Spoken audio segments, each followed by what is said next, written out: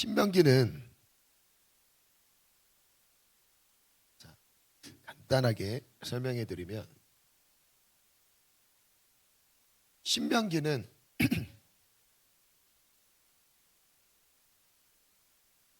언약 갱신, 언약 갱신에 대한 내용입니다. 이 언약 갱신이 뭐냐면 새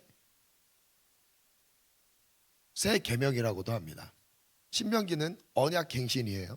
언약 갱신은 새 계명이라고도 합니다. 이 신명기가 쓰여진 이 상황은 이스라엘 백성들이 가나안 땅 약속의 땅을 들어가기 바로 직전에 이전에 주셨던 율법의 근거에서 또한 약속의 땅을 들어갈 것을 염두에 두고 바로 앞두고 약속의 말씀을 다시 강조하시면서 그들에게 주셨던 율법을 그 당시에 그 율법을 재확신시켜 주시는 장면인 겁니다.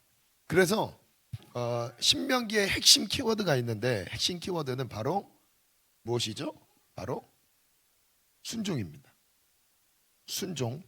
이걸 이제 동사로 하면 쉐마 아시죠? 쉐마 이스라엘. 신명기 6장 4절 이후에 나오는 그게 바로 이거 순종을 대표하는 그 단어입니다. 근데 이 순종, 쉐마라는 순종하다라는 이 동사는 바로 뭐와 똑같은 의미죠? 듣다. 하나님 말씀을 듣는 것과 같은 의미죠. 근데 이 신명기는 어떻게 내용이 구성되어 있냐면 모세의 설교라고 보시면 돼요. 모세의 세 편의 설교인데 세 편의 설교가 신명기 내용인 거예요. 첫 번째 설교는 1장부터 4장까지입니다. 이 1장부터 4장까지 내용은 과거 회상이에요. 이 과거 회상이라는 말은 이스라엘 백성들에게 하나님이 구원 역사를 어떻게 이루셨는가라는 것을 상기시키는 내용입니다. 1장부터 4장까지 내용이에요. 그래서 그 구원 역사의 그 핵심이 출애굽부터 시작해서 광야에서 이스라엘 백성들을 어떻게 인도했고 그리고 가나안 동편 지역, 요단강 동편 지역을 어떻게 차지하게 했는가라는 것을 확인하게 하시는 거죠. 근데 과거 회상을 하게 하시는 이유가 무엇일까요? 두 번째 설교는 5장부터 26장까지의 내용입니다. 그리고 세 번째 설교는 27장부터 34장까지의 내용. 세 편의 설교다.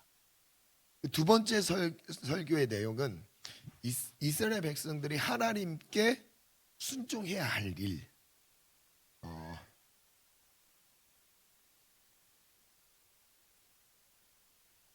순종할 일에 대한 구체적인 법의 내용들이 두 번째 설교에 집중적으로 기록되어 있고 그리고 마지막 37장부터 34장 내용 진짜 중요합니다. 이건 뭐냐면 하나님이 이런 개념인 거예요. 이것에 대한 결과를 다루는 책, 결과를 다루는 설교입니다. 그래서 하나님의 말씀에 순종했더니 하나님이 어떤 결과로 함께 하실지, 불순종한다면 어떤 결과로 함께 하실지 이거에 대해서 말씀하죠. 그래서 신명기는 딱 어쩌면 흑백 논리처럼 들릴 수도 있는데 두 가지만 다루고 있어요. 하나는 순종, 그리고 반대 불순종 다루고 있습니다. 순종과 불순종을 대비해서 계속 설명하세요. 그런데 이 순종을 통해서는 하나님 뭘 약속하시죠? 축복을 약속하세요. 불순종을 통해서는 바로 저주를 경계하십니다. 그래서 여기서 결과라고 말하면 뭐냐면 경고의 메시지가 여기 많이 나와요. 그래서 진짜 강조하지만 하나님의 말씀 안에 있어야 된다. 말씀으로 살아가야 된다. 그래서 중요한 말씀이 28장과 30장이 정말 중요해요. 여기서 28장, 30장 정말 중요해요. 그리고 이 세 가지 세 편의 설교를 이렇게도 표현할 수 있어요. 세 편의 설교를 첫 번째 설교는 이런 질문이죠. 하나님은 우리를 어떻게 인도하셨던 분인가? 그거에 대한 답이 1장부터 4장이에요. 아직 과거니까. 그래서 하나님이 하신 일, 지금까지 하신 일들을 기록하고 있는 책이죠. 그럼 왜 처음으로 하나님이 하신 일을 다루셨냐면 순종해야 될 동기부여를 주시는 겁니다. 그러니까 하나님이 하나님 되심을 나타내셨던 역사를 보여주시면서 난 이런 너희들을 향해서 이런 역사를 나타냈어. 광야 1세대 이스라엘 백성들 출애굽, 왜냐하면 지금 이 사람들은 출애굽을 경험한 그게 아니잖아요. 뭐 그 세대는 방황하고 다 거절하면서 광야에서 싹 죽었잖아요. 그 2세대잖아요. 광야 2세대인데 그 40년 동안 그 광야 2세대가 자라서 어른이 되어서 이제 약속의 땅을 들어가기 전에 너네 조상들, 너네 부모 세대 가운데 난 이런 일들을 행했다. 그래서 첫 번째 설교 안에서 정말 중요한 거는 하나님이 그들에게 구원 역사를 어떻게 나타나셨는지를 말씀하시는 거예요. 그리고 여호수아 같은 경우도 그렇잖아요. 약속의 땅에서 정복 전쟁을 해야 되는데 정복 전쟁을 하기 전에 전쟁을 이미 어떻게 경험을 했는지, 그래서 요단 동편에서 어떤 전쟁을 했고 어떻게 이겼는지를 1, 2, 3장이 잘 나와 있어요.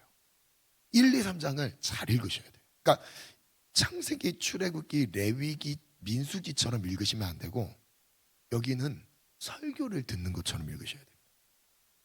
은혜가 정말 넘쳐요. 그러니까 빠르게 넘길 만한 부분은 사실 없어요. 그러니까 제가 어제는 민수기 읽을 때 좀 팁을 드렸잖아요. 이 부분 좀 빠르게 넘어가도 된다. 근데 신명기에는 그런 게 없어요. 다 설교예요. 그러니까 이런 마음으로 들으면 되죠. 하나님이 지금 나에게 들려주시는 음성으로 말씀을 보셔야 돼요. 은혜가 엄청나요. 이게 첫 번째 하나님이 하신 일이에요. 그럼 두 번째는 뭘까요? 하나님께 순종할 일. 그거에 대한 구체적인 내용들을 아주 방대하게 가장 많은 분량으로 다루고 있습니다. 그럼 어떻게 순종할까요? 라는 제목이 바로 이거예요. 그러면 순종한 사람들에 대한 하나님의 보상, 하나님의 섭리, 하나님의 축복은 어떻게 나타날까요? 이걸 알면 순종이 재밌어집니다. 이걸 알면 순종이 재밌어져요. 순종이 안 된다, 있을 수 없는 거죠. 이건 바로 뭐냐면 하나님이 하실 일, 미래형임, 아직 이루어지지 않았지만 앞으로 하나님이 하실 일을 세 번째 설교에 다루고 있습니다. 그래서 오늘 이제 말씀을 읽어가시면서 저는 이런 마음으로 딱 들었으면 좋겠어요. 첫 번째는 하나님이 지금 나에게 설교하신다. 설교의 내용이니까. 그러니까 스토리를 통해서 우리가 이해하는 것과 다르게 직접적인 교훈의 말씀으로 신명기는 우리에게 전해주고 있습니다. 그래서 첫 번째, 하나님의 말씀을, 하나님의 설교를 듣는 마음으로 읽으시면 되겠고, 두 번째는 하나님은 이 순종과 불순종의 구도 안에서 뭘 더 강조하냐면 불순종을 더 강조해요. 너희가 순종하지 않으면, 불순종하면 이런 재앙, 이런 어려움, 이런 것들을 엄청나게 강조하세요. 그러니까 인간의 죄성을 이미 경계하고 계시는 거죠. 예를 들면 28장만 봐도 순종에 대한 내용은 10절 정도밖에 안 돼요. 그런데 총 70몇 절인가요? 더 많은 분량을 저주에 대해서 말씀하고, 그러니까 인간의 죄성을 하나님이 경계하고 계시는 거죠. 그리고 세 번째 뭐냐면 이것을 기대하는 마음으로 읽으셨으면 좋겠어요. 신명기를 읽으실 때 축복을 기대하는 마음. 저는 단언컨대 환경이 복을 받아서 그 사람이 복을 누리는 것은 얼마 못 갑니다. 그런데 환경이 아무리 열악해도 복받은 환경이 아니에요.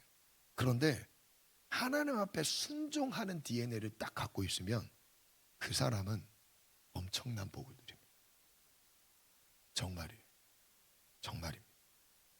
그 순종이 인생의 복과 저주를 결정하고요. 그 순종이 하나님의 일하심과 하나님의 일하시지 않는 것을 결정하게 돼요. 하나님은 우리의 순종을 사용하세요. 왜 순종을 사용하시냐면 인격적이신 분이기 때문에 그렇습니다. 그래서 내가 순종하는 만큼 하나님의 믿음의 역사를 보게 되어 있습니다. 저는 오늘 딱 남아서 이렇게 말씀을 끝까지 인내하며